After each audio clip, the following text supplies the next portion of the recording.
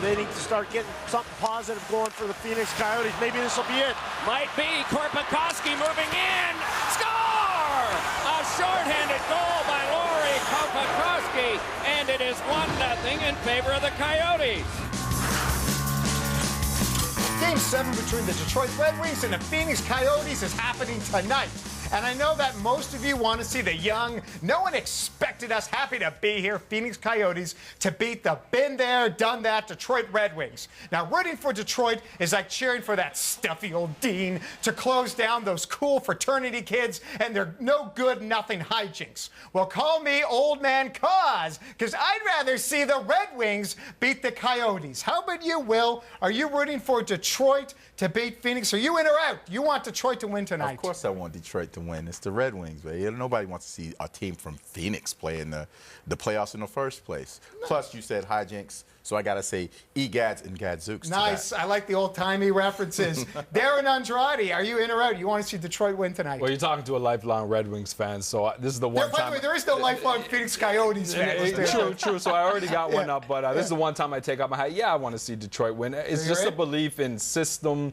I know nobody thought Phoenix would be here, but nobody really thought Detroit would be here either. But it's that persistent system and a little bit more experience. I put them over the top. Chris DeSaro, who are you rooting for? Are you in? First of all, fat, drunk, and stupid is no way to go through life, son. Thank you. I just want to say that. Listen, I'll give you an honest, Canadian answer. I would like Detroit to win because I have more Detroit players in my pool. Okay. But for the good of hockey, I'd rather see Phoenix. What good can come of Phoenix winning this? The good of hockey? I like to see a team that works hard, that's done things to get where they go. Beat so they can keep another Canadian team in the playoffs. Because they can't beat Detroit. That's a good angle. That's not a bad angle. I just wonder who Jim Balsillie is rooting for. Moving on to the NBA. I've said it before. I'm going to say it again. The Orlando Magic are better than the Cleveland Cavaliers. Remember, Orlando swept Charlotte, kicked them in 4 games, even with Dwight Howard not playing well. While Cleveland, they play tonight against Chicago. They got a chance to end that series at all. But we're saying Orlando better than the Cavs.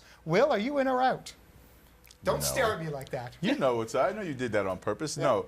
No. Let's. Are you in or out? I'm out. Okay. But the Orlando Magic are still the Eastern Conference champions from last year. We'll see what happens when they get to it. They still have a ways to go before they can meet each other. I still believe Cleveland's a better team, though.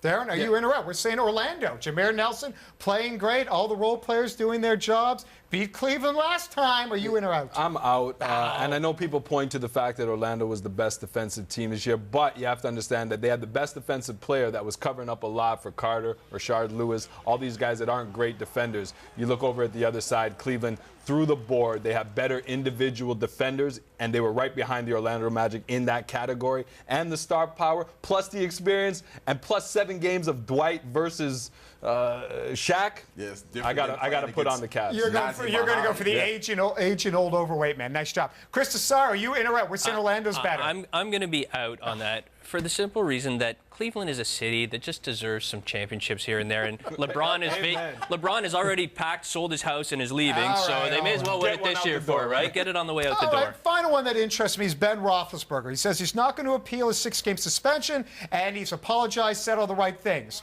Roethlisberger deserving a 6-game suspension by the NFL. Will, are you in or out? Did he deserve 6 games? I thought he deserved more. Anytime you want to make, you're out for different reasons. You're out for different reasons. I believed he should have gotten more. When Goodell comes in as the law and order guy who's protecting the shield, you set an example with a guy who's highly visible, 2-time Super Bowl champion. Whether he did it or not, the fact of the matter is he's embroiled in all this kind of stuff, and he is one of the faces of the NFL. Makes sense for them to suspend him for as long as they did. Darren, are you in or out? 6 games for Roethlisberger. I'm in, though I only think he'll serve the 4. But I'm in, and I don't think it's a matter of if he did or not. I think they think he did, which is why they handed it out before any legal thing came to a head. I think it's appropriate punishment, but I don't think he's going to serve the full 6. Chris, are you in or out? 6 games for Roethlisberger. I'm out. I'm with Will on this. I really, truly think that he probably should have got more. I think if you look at the history of suspensions for that type of thing and players that get on the wrong side of the law, whether it's civil or criminal, I think they historically have always been big, and they seem to have let him off pretty late. But, you know, historically they've been big, but historically they always wait for the legal process to go. And I was glad that Goodell didn't bother to wait for some outside legal process to happen before he took control of his own league. And I think that's why he was conservative with the suspension. That's probably some favorable treatment because they want to see him behind the wheel. Super Bowl champ, right? That's right. They want to see, when the crunch season, at the end of the season, if they wait till it's done, they may be forced in the position to have him sit out in the playoffs, which would be a disaster. It would have been amazing if Goodell was in the NBA. What would he have done to Kobe Bryant a couple years ago? We got to take a break. Now, upsets, they make for great drama, but they're lousy for the playoffs. I'll tell you why wins by the Canadians and the Thunder will be the last thing you want to see. It's my last word. It's coming up next.